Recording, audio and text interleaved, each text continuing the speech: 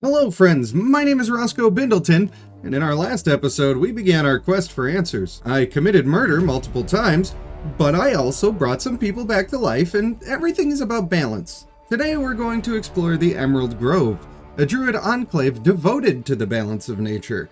Unfortunately, we aren't the only guests. Luckily, I don't think the upcoming violence actually counts as murder, because, as we all know, goblins are subhuman scum that taint everything they touch.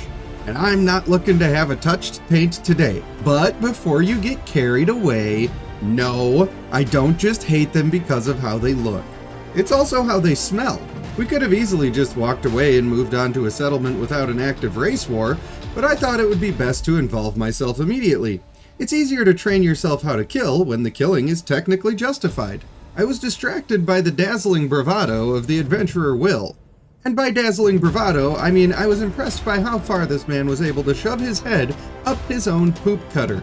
This battle left us trusting strangers, hoping they would hold up their end of the fight, hoping we could do the same. And I must admit, as Will turned a goblin to dust with a huge blast of gas, I started to think he might be just as cool as he thought he was. Soon the battle was wholly upon us, and Poppy was ready to strike straight away. Battle requires a lot of decision-making and strategy, and the growth we'd shown in both had me feeling stronger than ever. As Effendra began to roast a goblin with lightning, I took a moment to weaken our foes. I wanted to make the battle easier to manage for all of our allies, not just my friends. And the apparent leader of our brothers in arms took note. He rallied his troops to set the stage for a dominant series of attacks. The enemies were clearly reeling from our unexpected flank. They missed most of their attacks, and we were ready to swing back. Well, most of us were. Where the fuck is this? I was, remember that corpse I found? Oh no. Oh no. Oh yeah, we put Lysel in Murtaugh's pocket and he was, well, let's just say he was distracted. It's okay, he'll be here soon, and we're still completely untouched. Damn. If we use our ranged attacks to focus the bugbear, we'll be able to kill him pretty easily. Well, there's don't people worry. right by me. Oh look, the bugbear who lived, come to die. Got him. Yep, I was overly confident. I mean, I was definitely hurting people, but it felt like I brought a pillow to a sword fight. Once again, our new friends were fairly effective in the fight, and the enemies were all but useless. I think it's safe to say that luck played a role in this scuffle, and I could tell that if I was going to be a serious adventurer, I would need to focus a little more on improving my combat effectiveness instead of focusing purely on pretty songs and the healing powers of my dragon massage. Aside from being able to turn people to dust and flourish around a rapier all day long, Will also healed some people. I felt like he was stealing my thunder, and I vowed then to never speak to Will for as long as I live. Pretty rude of someone to be awesome while I was struggling to learn the basics. That's part of the reason I tried so hard to hit this next shot. Oh, right in the butt cheeks. Aim small, miss small. I also played the Song of My People for Murtaugh. When you have a raging barbarian with you, it's always a good idea to help direct his axe into the right people's torsos. I'm sorry, I just accidentally called goblins people. My mistake. The goblins were dead and the day was won. Angie has her inventory locked down. Oh, is that what that does? I don't know. Okay, I got the scrolls of revivification, and I locked my inventory. We're doing this. You motherfuckers! God damn it. No, I'll respect your wishes. That was a dirty trick. You're gonna have to want her to be alive. We let ourselves inside because, hello, we just absolutely saved the city. The probability of a reward was high. And we may even get some information. One thing was for sure, they were gonna be extremely happy. They were not extremely happy. In fact, they were bickering about nothing. Something to do with how the goblins know where we live now, and ooh, they'll kill everyone we know and love, blah, blah, blah. It's always something. I knew I could help the situation, but Effendra was doing the talking for now. Anyway, you just hit me with that bardic inspiration, we're gonna be good. Maybe there will be violence. Oh, yeah. No, Save the day! Oh. My attacks may be made of wet noodles and a puff of hope, but by the gods, my songs can change the stars. Yeah, which way did the goblins come from? Asking for a friend. Yeah. You might want to go over that way. They came from the west. And we would deal with those goblins later. we would deal with all of them. As I continued talking with Zevlor, he let me know that I may find help with my slug if I found a young lady named Nettie. This was fantastic news, and I would do almost anything to meet her. Since we were the heroes of this battle, I thought we may have some leverage. Zevi Two Horns also mentioned that the druid in charge was up to some shenanigans. She was going to close off the grove to everyone and everything. I considered this to be what we bards call a big stupid dum-dum move. So I agreed that we should try to delay this ritual. I'm in combat. It was at this moment I realized that, yet again, Murtaugh was the hero of his own story. There is a hidden bugbear assassin up here. I'll save you, lady. You look. You are Come. on your own, homie. I saw a telescope. I'm coming, lady. Don't worry, lady. I was pretty sure he was just trying to line his pockets again. I also should have realized that the entire party was currently on 4 different pages of 4 different books, and I was about to have a rough time gathering them back to a unified goal. The druids were very clear about not wanting people in their inner circle right now, and one of them turned into a massive bear. This bitch just turned into a bear. Oh hey, I leveled up. You know it's an impressive piece of magic when a bard is so inspired by your glory that their skills increase spontaneously. Before I held a conversation with a bear, I needed my team to be with me. I expressed this concern and tried my best to get them to follow my lead on this one. Since I had a moment or two, I was certain that gathering my skills and brushing up on my knowledge was a good choice. This is when I decided 2 things. I wanted to make the most of Murtaugh's propensity for violence, and I wanted to train harder to be skilled in combat. To address the first goal, I got the spell Longstrider. This let me increase the effective range of death that Murtaugh was able to administer by 3 meters. Secondly, I had decided to join the College of Swords, a bardic tradition of fierce warriors with flair, a bountiful bevy of beautiful battle-bred buccaneers. Signing up to join this college took a long time.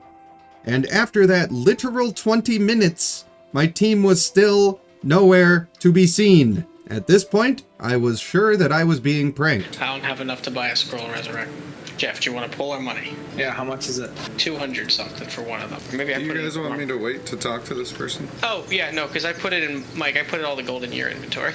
After being quite ignored yet again, I made my way to the realization that this delay was all about getting Lizelle resurrected. I offered all of my gold, if only to speed things up. I'll leave you your 200. Bro, Macy's, just take some extra shield. gold. It's fine. You didn't want her alive. It's fine. I'm going to give you this 118. That gives us 167. We still need to sell this silver necklace. We're going to bring her back. We got And if this. it fails, we don't want to use all the money we have. Because you guys have to be our sugar daddy and mommy then if this fails. It turns out that every man has his limit, and I had reached mine. I was talking to this bear, and I was doing it now. Kagha, the sitting leader of the Druidic Circle, wanted to see me. And you know what that means? That means rewards of glittering gold and perhaps some expert healing to keep me tentacle free. We got it, buddy. All right. We got it. Let me put her corpse on the ground. All right, she's I really here. wish that we were doing this main event together. No, you guys are fine. I complete faith and trust in you. Hold on, got hold on. this. Pick her back up, though, and let's bring her over to Mike. Finally, my party was making its way to me, and as they did, I spoke with a fellow bard.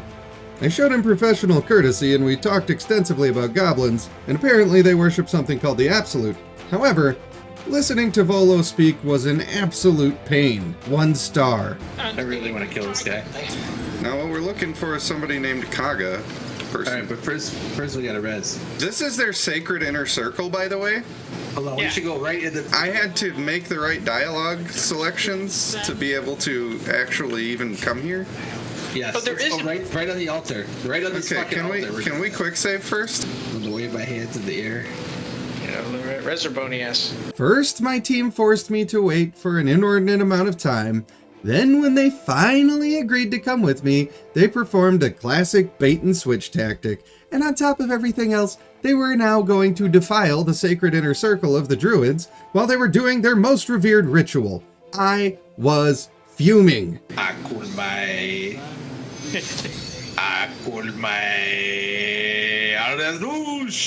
It won't let me. Oh, that's unfortunate. Thank God. Well, I guess we pick her back up again, Dism. We just need a more powerful one. I'll talk to Withers when we get back to the camp. When we finally made it into the inner sanctum, we were met by quite a scene. there was a venomous snake slithering directly towards a tiefling girl. We didn't think this was an appropriate way to treat a child. I warned Kagha that Sylvanas didn't approve of treating children this way, and she immediately saw through my story. I didn't actually know anything about druids or Sylvanas. However, I was able to convince her not to eat this child with a snake. I feel like I shouldn't have to tell people that, but if anyone out there is struggling with this choice, it's never okay to feed kids to animals. It's important to me that you understand that. Still, I wanted a reward, so I decided to schmooze it up with the psycho. I told her I totally understood where she was coming from, and that she was just protecting her people. I didn't believe a word of it, but I wanted a bauble or two. Then, instead of a reward, she gave me another job. She wanted me to save all the refugees for her, and I'm not even a Fuji's fan. It had been a long day. Maybe my patience was thin, but I had myself one of those bright ideas that you sometimes chance upon. I feel like I need to kill this bitch. I'm just saying. I don't know what level she is. I don't give a shit. Fuck this bitch. She's trying to kill kids. She's trying to kill kids. She's trying to kill kids. She's making everybody in the village homeless so that she can take some power back. She's a bitch. Bitch has gotta die. We noticed quickly that Kagha was level 5, and she had friends. We had only just become level 3. Murtaugh noticed this even harder than the rest of us, as he took a swift dirt nap.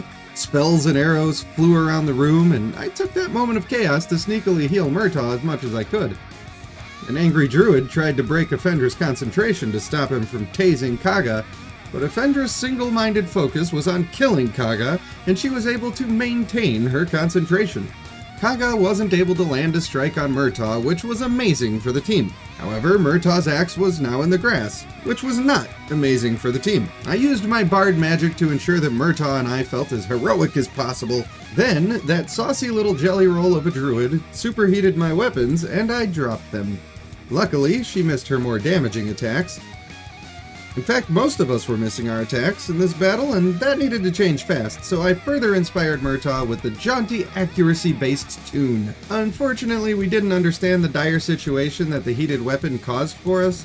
We had picked them up and re-equipped them, but she reheated them and we were forced to drop them yet again. I also very nearly dropped dead. I was hanging on by a thread of hope, but even a loud whisper would have sent me to meet Dragon Jesus. Poppy had been silent but deadly throughout this fight, chipping away at Kagha's health with repeated moderate attacks. A big swing by Murtaugh, and we finally had her on the ropes.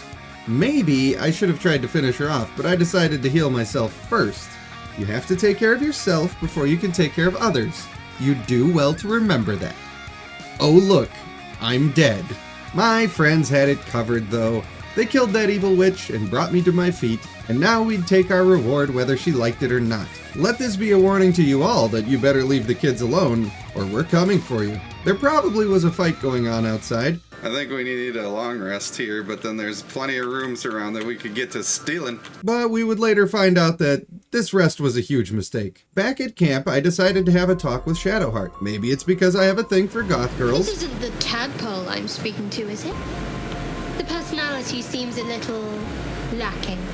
I don't know. I think you got her right where you want her. Those pants are coming off soon. No, I have sworn a vow of chastity because I don't want to.